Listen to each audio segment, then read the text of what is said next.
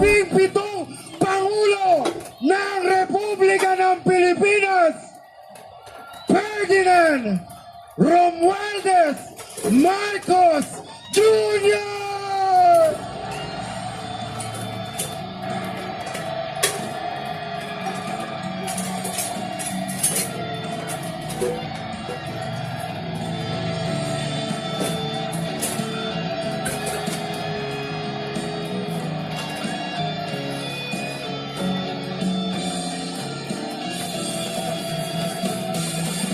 At kasama rin po natin ang ating First Lady, Luisa Marcos!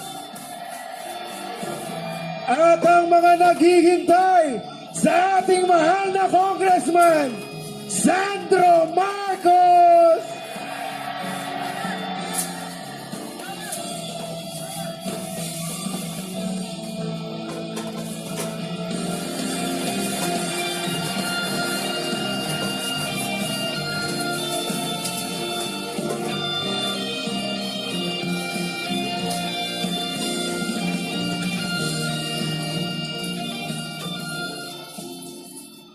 Manatiling nakatayo at sabay-sabay nating awitin bilang isang bayan ang pambansang awit ng Pilipinas.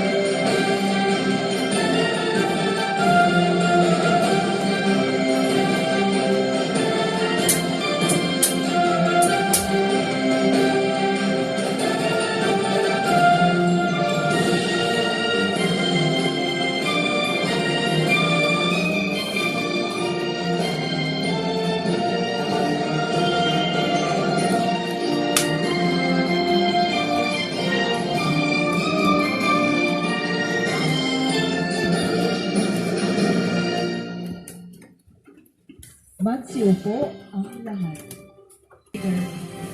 At ngayon, upang ipakilala ang ating panauning pandangal, ang ating kalihim ng kagawaran na ugnayang panlabas, Secretary Enrique R. Manalo.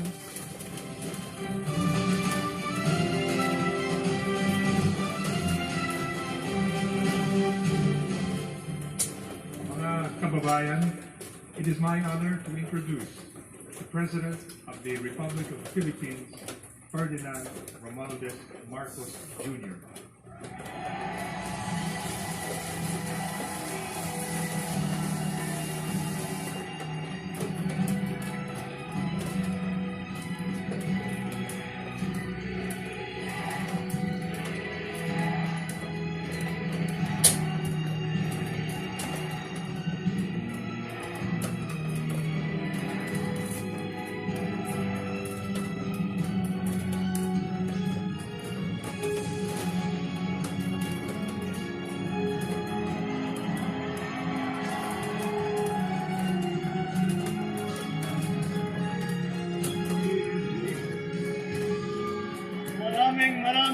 Maraming salamat po sa inyong lahat sa inyong napakainit na salubong na ibinigay sa aming lahat, sa delegasyon namin kami mag-asawa na si Lisa at ang delegasyon natin, ang mga cabinet minister, ng cabinet secretary na nandito para sa pagpunta namin sa United Nations.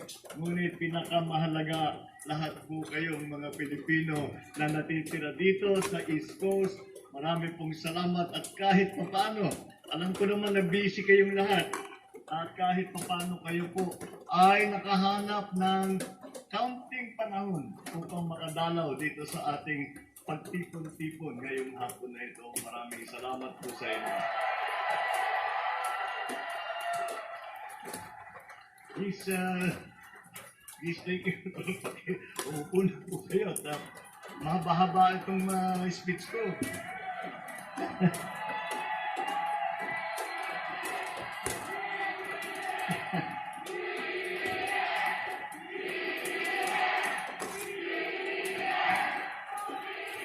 Babatiin ko lang po ang ating mga kasamahan, ang ating kasama sa Philippine delegation na nandito ngayon. Andito po ang speaker natin, Speaker of the House of Representatives, Speaker Ferdinand Martin Romualdez.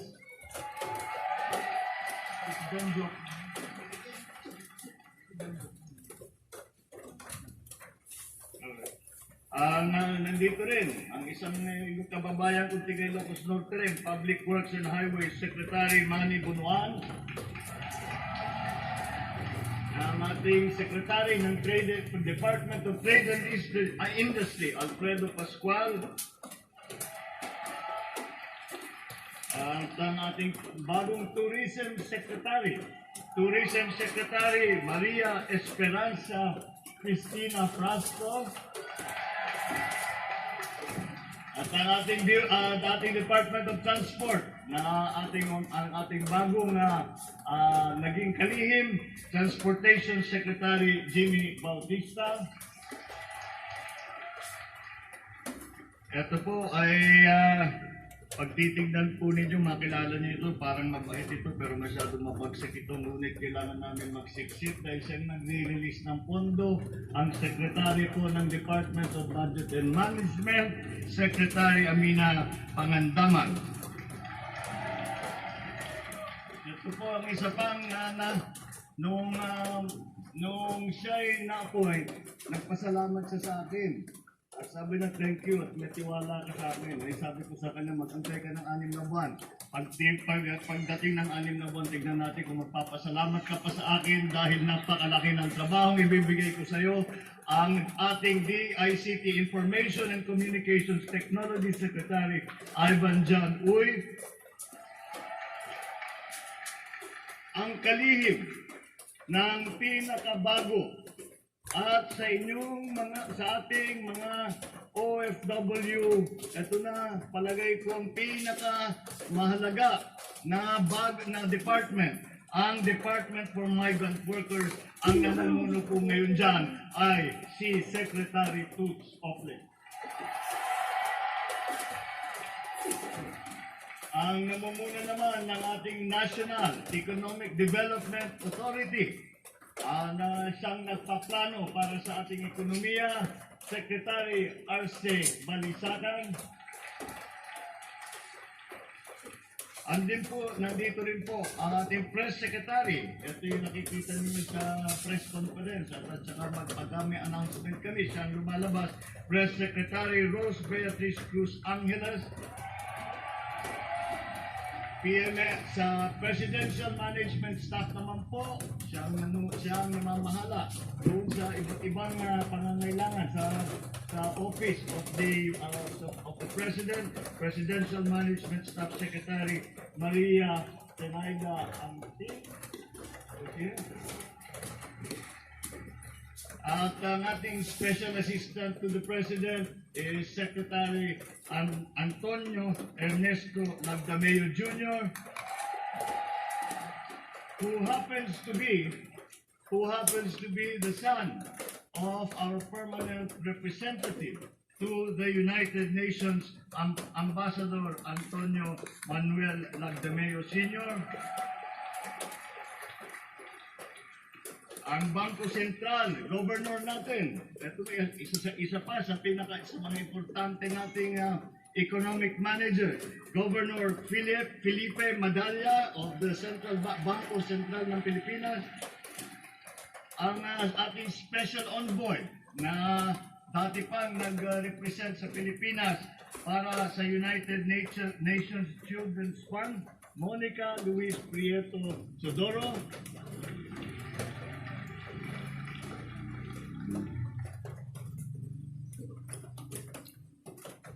At ito, dumating na si Secretary Knives ng PMS.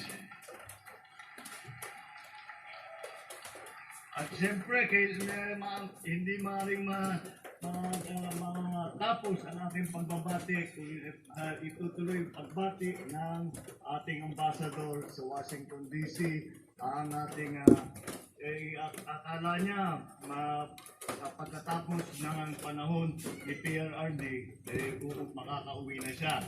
Ang problema, maganda yung trabaho niya masyado. Sabi ng mga Amerikano, huwag niyo siya munang palisin at maganda siyang makisama dito sa amin. Kaya nandito pa rin siya, ang ating ambassador, Ambassador Babes Romualdez.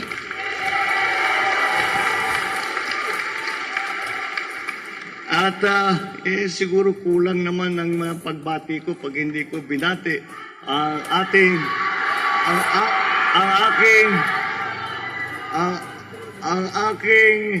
asawa na si First Lady Luis Araneta.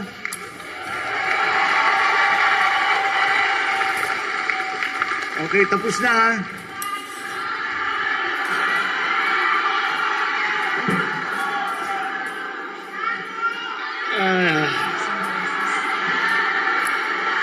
Thank you. Thank you so much.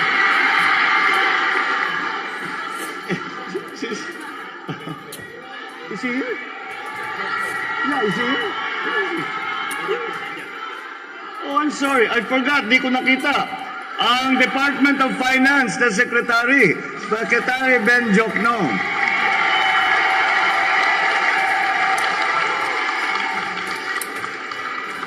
Tangka huli-hulihan. Ayoko nang batiin. Ayoko nang pakilala. Nawawalan ako ng papel pag nandito ito eh. Nakita nyo siguro nung during the campaign, nala-livestream ninyo yung mga kampanya namin kung saan-saan. At ganyan din, parang dito. Lahat ng puntahan namin, ayan, palakpakan ng mga tao. Excited naman ako. Sabi ko, mananalo tayo. Pagtayo ko, maglalabas ba naman ng placard? Nasaan si Sandro? Ilabas si Sandro. Iyon na boto ko, akin na si Sandro. Ilang beses ko na malapit pinamigay eh. May panalo ko lang. Ang ating bagong kongresista sa Primera Distrito ng Ilocos Norte, Congressman Sandro Marcos.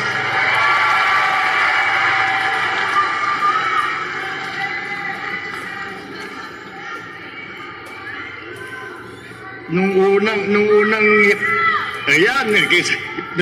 sinisigawan si Sandro, akala ko cute eh. Hindi na ako nakikute din. Nagtatampo na ako. Sabi, sige, ikaw na lang.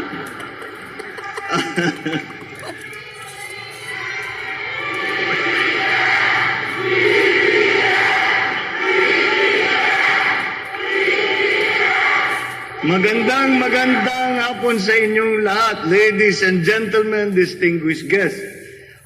Totoo po yung sabi ni Ambassador Babes na ang New York ay may special na kahulugan talaga yan sa aming mag-asawa. Dahil dito kami sa New York kami nagkakilala. At siguro mga tatlong taon niya ako linigawan. At dito kami kaya nung matagal na kaming hindi nakabalik, parating kami from New Jersey papunta dito sa New York, sa city. Tinitingnan namin, 25 years na kami hindi nakabalik. Siya ay nagtrabaho rito bilang abogado ng 6-7 taon, parang ganun. Ako naman matagal din pasok-labas ako dito sa New York at hindi lamang sa kakabisita. Meron na nga ako napangasawa na Pilipina, pero dito kami sa New York nagkakilala. Kaya tuwan-tuwa kami nung papasok kami. New Jersey Turnpike, nakikita ko lahat ng mga dinadaanan ko. Dahil sa Philadelphia ako, actually Cherry Hill, New Jersey. Doon ako nakatira nung nasa Philadelphia, nag-aaral ako sa University of Pennsylvania sa Wharton. At nung 86, si Lisa ay isang abogada nga, nagkita kami nagkakilala kami in court. Sa korte, habang inaantay ko yung kaso ng mother ko, siya naman ay bumibisita dahil kaibigan niya yung isang abogado namin. At ayun. Kaya Sandro, magpasalamat ka sa New York. Kundi sa New York, wala ka.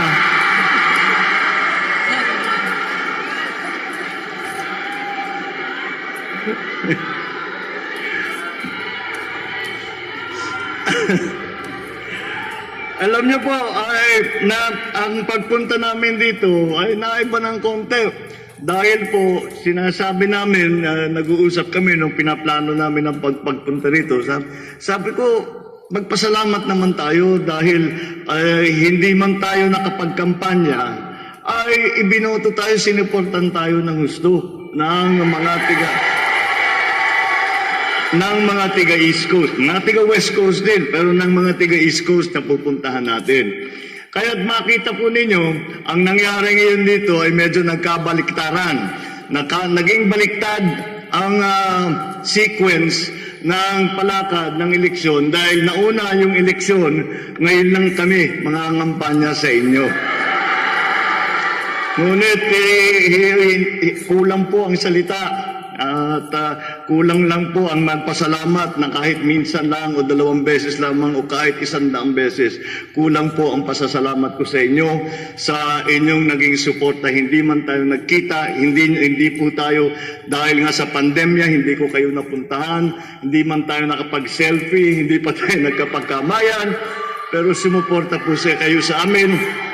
At alam nyo po, ay para sa isang politiko, para sa isang nasa serbisyo publiko, wala na pong kasing laking karangalan na ibigay ninyo ang tiwala sa amin, ibigay ninyo ang pagmamahal ninyo sa amin, at ibinibigay ninyo sa amin ang pag-asa ninyo sa kinabukasan. Maraming salamat po.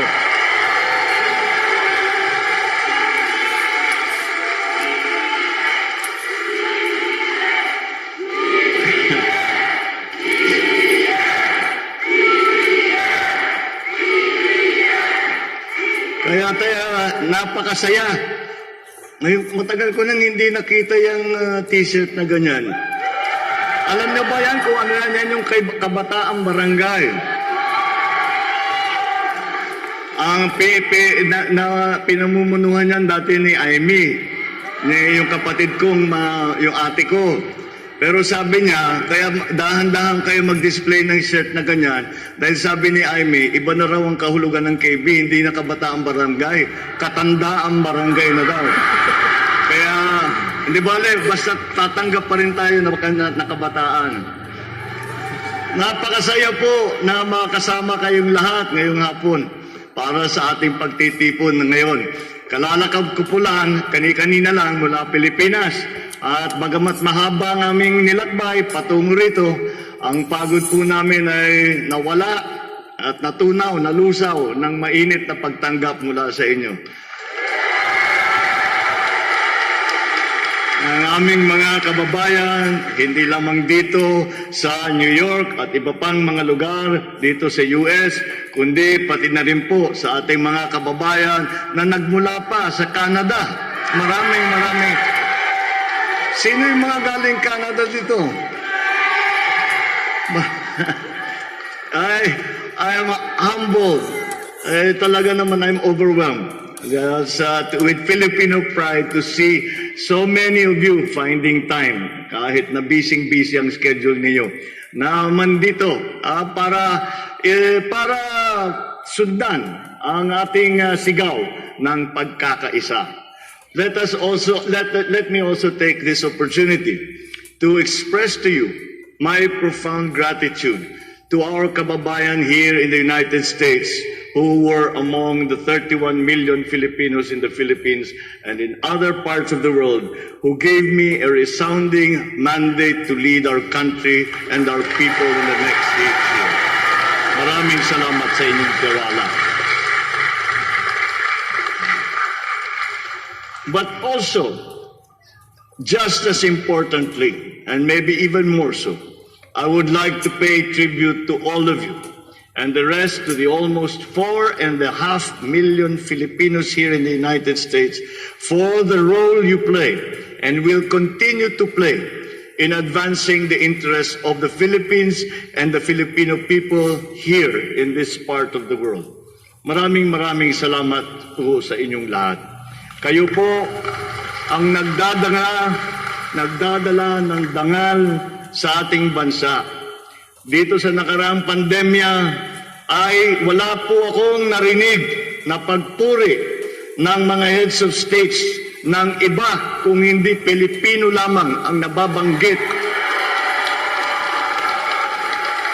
Alam naman po natin na lalong-lalo dito sa East Coast ay matagal na kayo nandito nagsasakripisyo dito sa US at para lang pagandahin ang buhay ng inyong mga pamilya, para pagandahin ang buhay doon sa Pilipinas, para tulungan ang ekonomiya ng Pilipinas. At hindi lamang yun, dahil pagka nakausap ninyo ang mga kasama ninyo na katrabaho ninyo, ay walang masabi kung hindi ang pagpuri sa galing, sa bait, sa sipag, sa husay ng mga Pilipino. Kaya po kami, kahit na nasa malayo kami, ay pinapanood namin kayo. Pumuputok po ang puso namin sa pag nakita namin ang inyong ginagawa at itinataas at pinapatingkad ang pangalan ng Pilipinas sa buong mundo. Ito na ang pangatlo kong pag-alis ng Pilipinas mula nang umupo ako bilang Pangulo. Before flying to New York, I was in Jakarta and then I went to Singapore to reaffirm our relations with two of our closest Southeast Asian neighbors. Doon sa mga bisitang yon, nagkaroon naman ulit ako ng pagkakataon na makipagtipon sa ating mga kababayan at pasalamatan din sila. Kagaya ng sasalamat ko sa inyo sa lahat ng ginagawa ninyo para sa Pilipinas at para sa ating mga kababayan.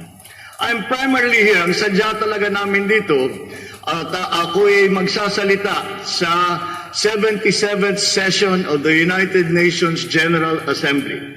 I'm also here to make sure papaliwanag natin kung nasa na ang Pilipinas at kung ano ang mga maaaring gawin dahil sa aking palagay sa paglabas natin ng pandemya at sinasabi na patapos na, ay kailangan natin ayusin ang ating ekonomiya. Kaya po ay kailangan natin makipag-partner at makipag-usap sa lahat ng iba't ibang bansa. Nang sa ganun ay makapagtulungan tayo na makalabas, makaahon dito sa sitwasyon na ating rinaranasan ngayon. But while we are here, hindi lamang ang mga leader ng iba't ibang bansa, kung hindi rin ang mga namumuno ng malalaking korporasyon, ng malalaking negosyo, at para ipaliwanag sa kanila na ang Pilipinas ganito na. At marami kaming binago, marami kaming pinaganda para sa inyong pagpasok sa inyong mga investment doon sa Pilipinas. And sa ganun, ay baka masasabi natin patuloy na palapit na tayo doon sa ating pinapangarap na ang Pilipino ay hindi na kailangan umalis ng Pilipinas para maghanap ng trabaho. Habang nandito ako, we will be working hard to get other things done for the country besides addressing the UN General Assembly on Tuesday. The same way, my father, President Ferdinand Marcos, and my mother, Imelda Romualdez Marcos, did on several occasions during his incumbency. I will share our views on a number of global concerns and the role the Philippines will play as a responsible member of the family of nations in addressing these concerns. I am hoping to be able to meet President Joseph Biden and other world leaders on the sides of the UN General Assembly. Alam niyo po, yung nakikita natin kung minsan sa television, yung dun sa malaking hall nila, nag-i-speech, Sa pagkatapos po ng mga malalaking speech ay nagkikita-kita, mag-uusap-usap kami na bilateral, multilateral, kung ano pa, mga iba't ibang meeting. Kaya yun ay napaka-importante rin. Kaya ginawa namin na nakapagplano kami at humingi kami ng panahon dito sa mga napunta rito para sa General Assembly, napunta sila rito, ay sabi ko pagkakataon na natin at hindi natin silang mapupuntahan sa kanilang bansa, dito na natin silang kakausapin. So aside from President Biden, I think we will be able to meet with some other heads of states and, as I said, some heads of big companies. After all, our bilateral alliance with the United States is possibly as important an policy as there is in the Philippines. Our relations with the United States remain strong, and I believe we will make them stronger in the coming years. In the coming days, so besides the meetings with the political leadership, it will also be for potential investors, other business leaders. Gusto natin, dahil gusto natin para paahunin nga natin, para pasiglahin natin ang ekonomiya, na makapag-invest. At pag nag-invest, mayroon bagong negosyo. Kapag may bagong negosyo, may trabaho. At yun ngayon ang ating hinahanap. Dahil talagang maraming nahirapan, alam niyo naman yun, alam ko na madalas kayong nakikipag-usap sa inyong mga kaibigan, mga kamag-anak sa nakarang 2 taon, at alam naman ninyo na wala naman siguro kahit sino sa buong mundo ang makapagsabi na hindi naramdaman ang kahit na anong epekto ng COVID. Kaya naman ay kailangan naman natin pag-isipan kung ano ngayon ang magiging global economy. At yan ngayon ang aming pinag-aaralan. Kaya napakahalaga na naisama natin ang ating mga economic managers na nandito at hindi lamang nasilayang ating economic managers, kung hindi sila ay ang sa aming palagay ang pinaka may kaya, pinaka may karanasan at pinaka mahuhusay para magtimon sa ating ekonomiya pagkatapos ng pandemya.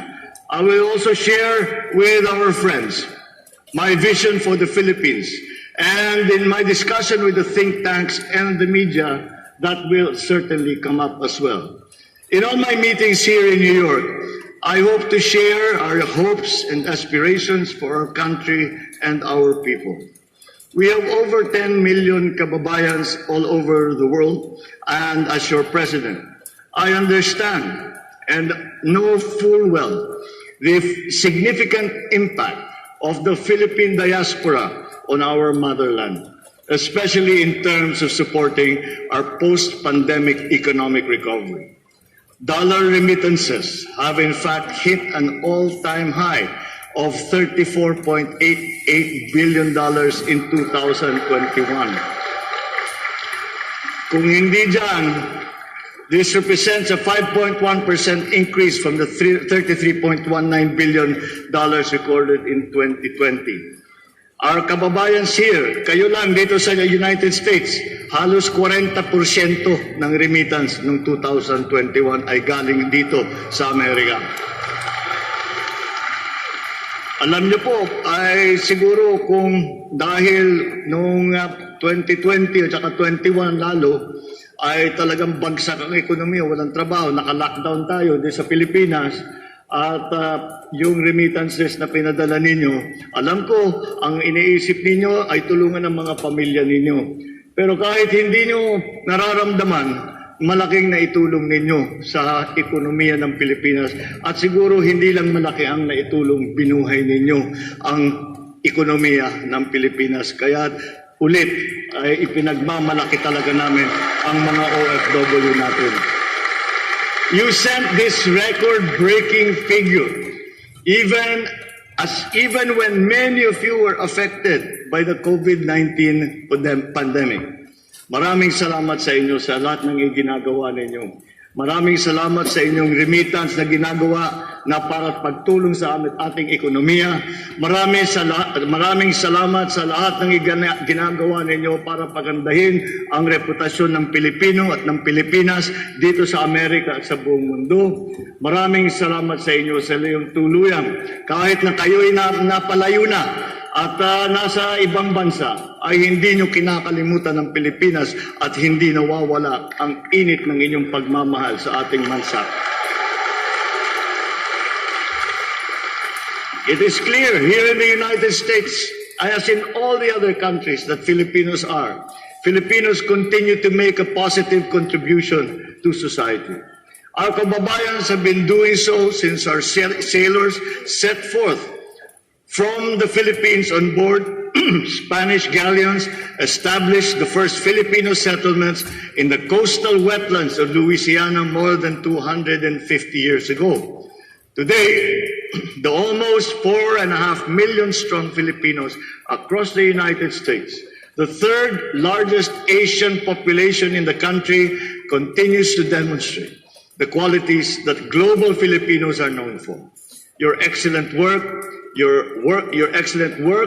your ethics, your integrity, and the Filipino virtues of malasakit, aruga, at kalinga.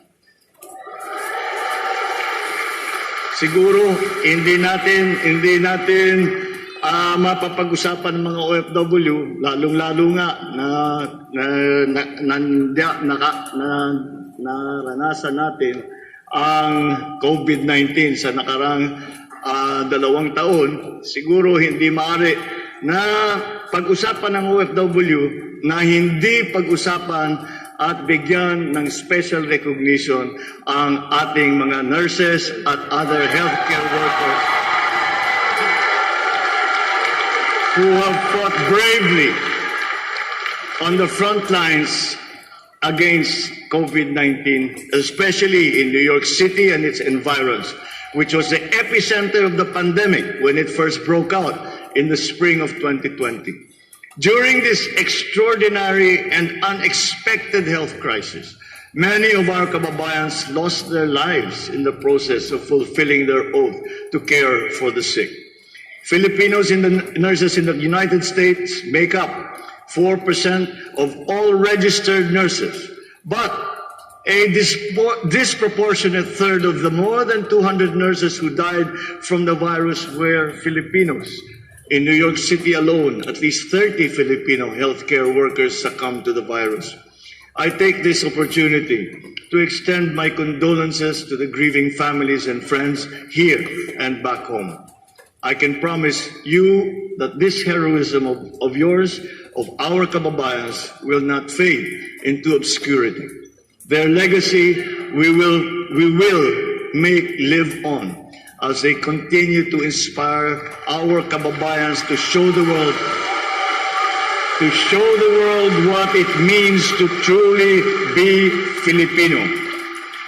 So may I ask the nurses, such as the front and other frontliners, doctors, medical professionals, mga teacher, mga emergency response workers, service employees na nandito, tumayo muna kayo para mapalakpakan namin kayo.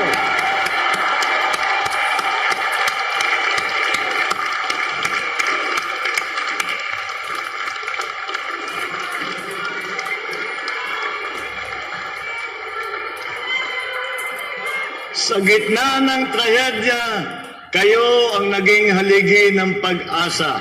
Kayo ang bagong bayaning Pilipino. Maraming salamat muli sa inyong serbisyo at sa inyong sakripisyo. Since the day I took office, I have been inspired by the commitment of overseas Filipinos like yourselves to your families back home and to the work that you perform here as you strive to provide for them. With this inspiration, I must work harder than ever, not for recognition, not for glory, but for you, my beloved kababayans, and for our country.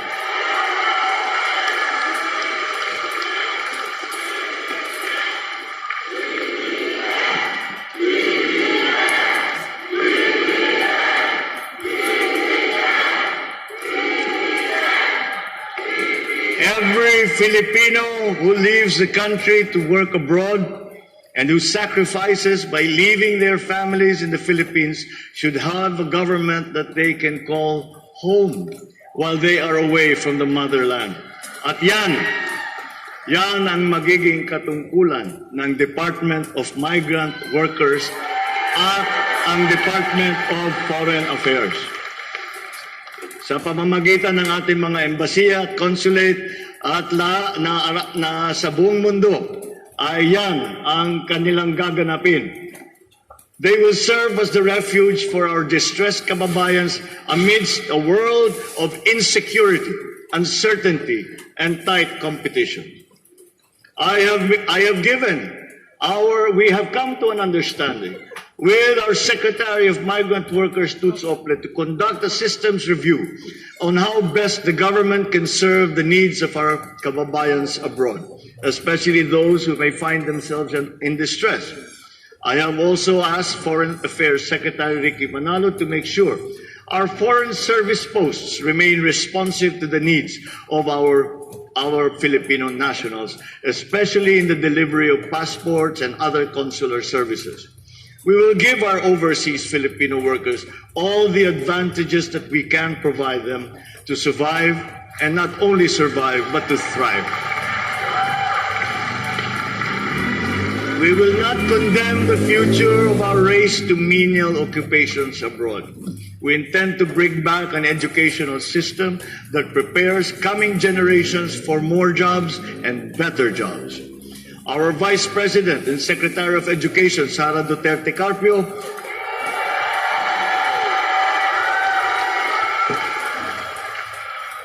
si Inday Sara, dahil nakita nga niya na napakalaki rin ng problema. Pareho kami, nakakita ko, laki ng problema sa agrikultura. Ako na ang in-appoint ko na yung sarili kong secretary ng agriculture. Si Vice President Inday, sabi nga niya, napakalaking problema ng education. Kaya sabi niya, ako na lang ang, kung papayag ka, kahit mahirap ang trabaho, ako na lang ang papasok dyan. And she's doing a great job. So siyang namamahala para ibalik yung dalhin ang mas maganda na sistema ng edukasyon para naman ang ating mga kabataan ay handang-handa na pumasok ng trabaho kahit saan sa mundo, kahit anong klaseng trabaho, at tayo naman ay tiga-suporta sa kanila. We must take care of the Filipino youth because they are the future. Our children must be equipped with the best that we can possibly provide. We cannot scrimp on the amount. Di tayo pwedeng nagtitipid. At kahit lahat ng maaari nating ibigay sa kanila, ibibigay natin sa kanila so that they get the best quality of education that we can afford without being wasteful. We will provide teachers the materials necessary for effective teaching in this day and age. Ngayon, hindi na workbook na lang at saka lapis at saka papel. Kailangan may device, kailangan may wifi, kailangan may mabilis na sistema. Kaya't na yung ating DICT Secretary ay nalalagas na yata yung book na dahil kakaisip kung paano gagawin lahat ito. Pero gagawin po natin yan. Dahil hindi po tayo makapag-compete, hindi po tayo makipagsabayan sa mga iba't ibang bansa, kundi po natin gawin yan. At ito ay parang naghahabol pa lang tayo. Tayo ay nais natin ay sa ating paghabol ay hindi lang makapagpantay, kundi lumabis pa sa pinagkaroonan natin at sa ating mga kaibigan. We must do, in education, we must do better in international rankings, especially when it comes to the so-called STEM subjects, science, technology, engineering, mathematics. This is necessary for our young people to be able to compete in this highly technological and competitive world. Our bureaucracy, the administrative heart and soul of the government, is also in need of review. And I will make sure that we eliminate the inefficiencies in our bureaucracy to enhance public service. For instance, progress is being made in terms of making private and public transactions less cumbersome. I myself am familiar with stories of our countrymen who dread dealing with our government agencies because of red tape or are forced to engage the services of fixers, thinking that it is the easiest way to get things done in government. A single national ID for Filipino citizens, including dual citizens, will now pave the way to promoting ease of doing business. Kung yung Amerikano may social security, bakit tayo hindi? Wala. Diba? Hindi naman mahirap gawin yun. Ayan, nalalagas na naman yung buhok ng ating DICT chairman. We target 92 million national IDs to be issued by the middle of 2023. For dual citizens and Filipinos abroad, you can register with you will soon be able to register with the Philippine Embassy or Consulate General nearest to you. As we continue to search for more solutions to revitalize our beloved country, it is not the time to look back at the past. It is now time to look to the future.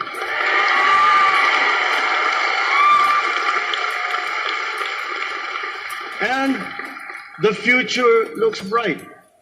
The economy, we expect to grow by 6.5% to 7.5% this year. We will implement tax reforms that will be responsive to the development of the digital economy and will increase revenue collection. We also have formulated our medium-term fiscal strategy to achieve measurable medium-term macroeconomic and fiscal objectives, such as a 6.5 to 8% real GDP growth annually between 2023 and 2028. We also target a 9% or single-digit poverty rate by 2028. We target the reduction of just 3% to just 3% of our national government deficit to GDP ratio by 2028. A less than 60% national government debt to GDP ratio by 2025, and the attainment of upper middle income country status by 2024. I have tasked the NEDA, the National Economic Development Authority, to come up with a 5-year development plan. I am confident that Secretary Arce and the rest of his team will deliver the best strategy for us to pursue in the coming years, just as they did during his first stint as the country's socio-economic planning secretary. The backbone of an economy is its infrastructure. I have said it before. I say it again. I will continue the build flagship infrastructure program of the previous administration. And wherever possible, we will expand it. We must keep the momentum going. We will also raise the level of our other systems of transportations in key cities throughout the country. Investing in modern and efficient infrastructure will remain a very high priority of this administration, as it is a necessary element to accelerate economic growth by generating jobs, improving many sectors such as tourism and especially agriculture. Ang ating mga kababayan dito sa New York, dito sa United States, at sa lahat ng ating mga kababayan sa buong mundo will still play a very critical role in the economic transformation of our country. Kahit na malayong-malayo kayo sa Pilipinas, ito ay sinasabi ko sa inyo, ang inyong minamahal na Pilipinas ay kailangan pa rin kayo, lalo na ngayon. Kailangan kayo ng ating mahal na inambayan. I stand here before you today to invoke the quintessential Filipino spirit, the spirit of bayanihan, and to challenge each and every one of you to contribute meaningful change back home. Let us follow in the steps. Let us follow in the footsteps of a number of exceptional Filipino members of the Filipino community across the United States who have been carrying out very impactful projects for the benefit of our kababayans back home. We have seen many of them lead medical missions in far-flung barrios, construct school buildings, houses for the indigent, provide not just scholarship, but books and school supplies to the poor and deserving students. Others who have the resources have been funding research efforts to find cures for rare diseases affecting Filipinos. Some have gone beyond raising funds to respond to typhoons and other disasters back home, to donate drones and assist in rapid disaster assessment and needs analysis, or providing livelihood assistance to allow affected communities to bounce back. Initiatives that our kababayans in the United States and elsewhere in the world could launch in support of our efforts to develop our agricultural sector are very much welcome. As you all know, agriculture development is a top priority of this administration. We live in uncertain times. Our food security can easily be impacted by disturbances taking place in other parts of the globe. Hindi naman natin akalain. Sino ba magsasabi na magkakagera sa Eastern Europe, sa Ukraine, maapektuhan ng Pilipinas na napakalayo. Ngunit ang lahat ng inputs na tinatawag para sa agrikultura ay naapektuhan at nagtataasan ng presyo. Kaya nakakaawa kuminsan at nakikita natin hindi na talaga kaya ng mga namimili ang presyuhan. Kaya kami ay yan ang isa sa una namin ginawa ay tiniyak namin na ang supply ay nandiyan, na ang pagkain ay nandiyan. Ngayon ay kailangan natin ayusin ang ating produksyon ng agrikultura para dumami at dumami ang produksyon natin at makatiyak tayo na kahit ano pang mangyari, magkagera man, magkapandemya ulit, kung ano man ang mangyari pa, ay handa tayo na sapat ang supply natin ng pagkain para ipakain sa ating mga kababayan.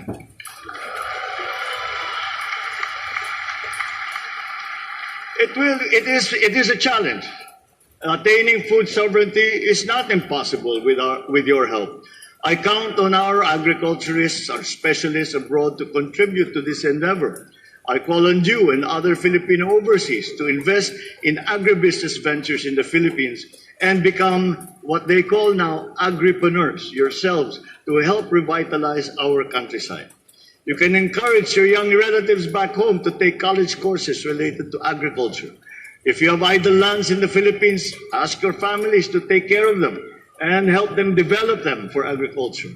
Have them plant ube and calamansi, which are in demand abroad, but we have very little supply. Every initiative to secure a bountiful harvest counts. Walang masyadong maliit na pagtulong na hindi binibigyan ng halaga.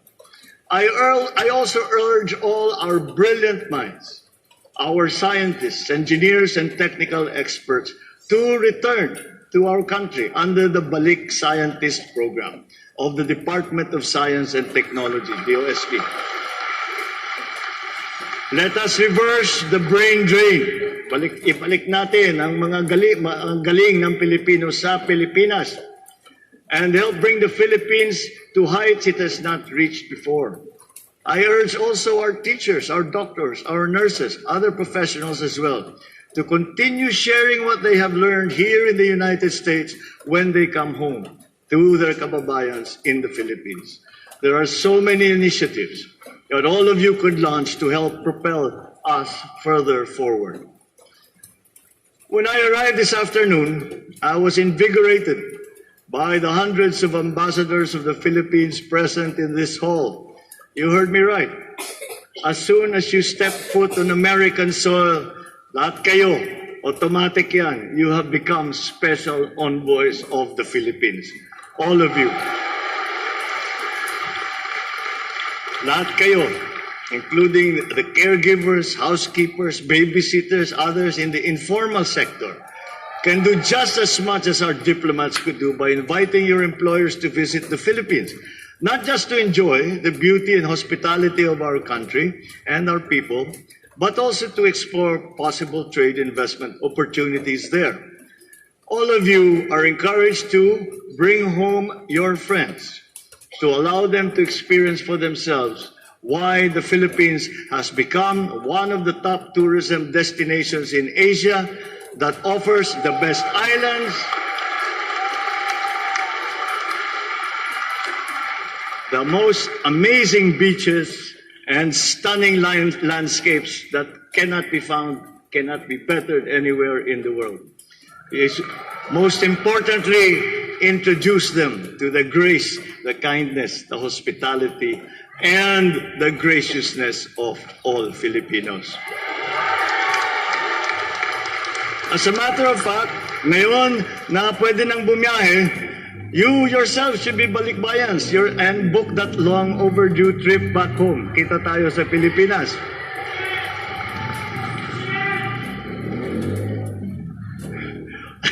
All of you are enjoined to continue investing in the Philippines. Do not stop buying condominium units and other real estate back home. Invest and open businesses. Maliit, malaki, sari-sari store, malaking kumpanya, lahat pwede, makakatulong lahat yun. And these will all contribute to create much needed jobs and build a better life for all our people. And if you know someone who is interested to open a business in the Philippines, let our embassies or our consulates know so we can pursue and finally close the deal. As I said, every little bit counts. When you get home after this gathering, I would like for you to list down 3 things that you can do for your country and commit yourself to make them happen. We have a long and bumpy road full of risks and perils ahead of us as we face this turbulent time in global history. But as your president, I remain confident that with your 3 things, no matter how small they are, those 3 things we will make us succeed if we all agree to unite and to work together. Kaya't pagkakaisa pa rin ang ating sigaw.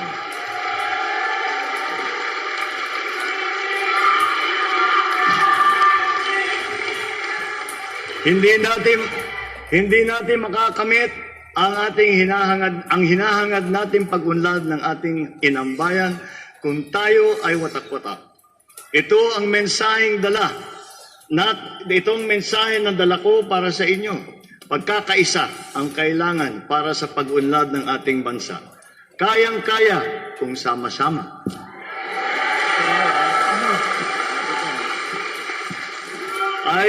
I spoke often during the campaign of the spirit of the bayanihan, and I invoke that spirit again.